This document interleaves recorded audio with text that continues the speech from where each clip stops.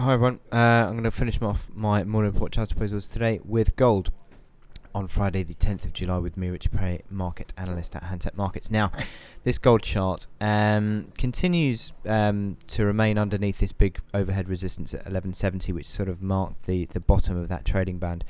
And the candles that we've had, again, sort of play into this whole theme of sort of weak technical rallies that sort of get sold into. I mean, it hasn't been sold yet, and I stress that it hasn't been sold yet, but I think it's sort of setting up for probably another pretty disappointing technical rally, which will subsequently be sold into.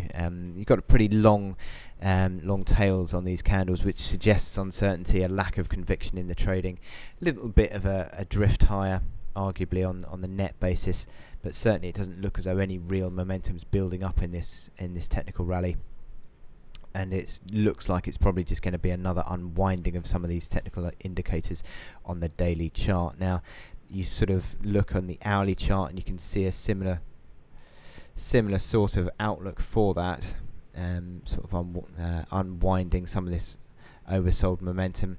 And the momentum indicators are sort of back into a configuration at which point the bears tend to sort of return during this selling phase that's certainly in.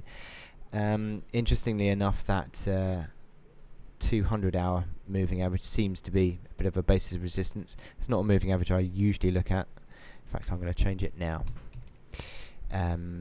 But yeah, it certainly seems as though the longer moving averages are sort of a basis of resistance, and it's already up towards that level. You've got the overhead resistance as well around that sort of 64, 65 level that sort of put paid to the rally yesterday, which started to see it sort of roll over again. So it'll be interesting to see if gold can get any traction to the upside, because I mean it's $3 higher on the day, not a great deal.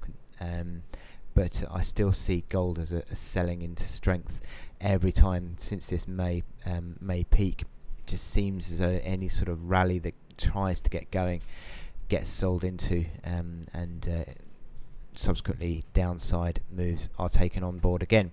I'd expect to see at some stage, I'm not necessarily going to say it's today because I don't think it will be, but at some stage you're going to get, I think, a retest of that 1146.75 low in due course.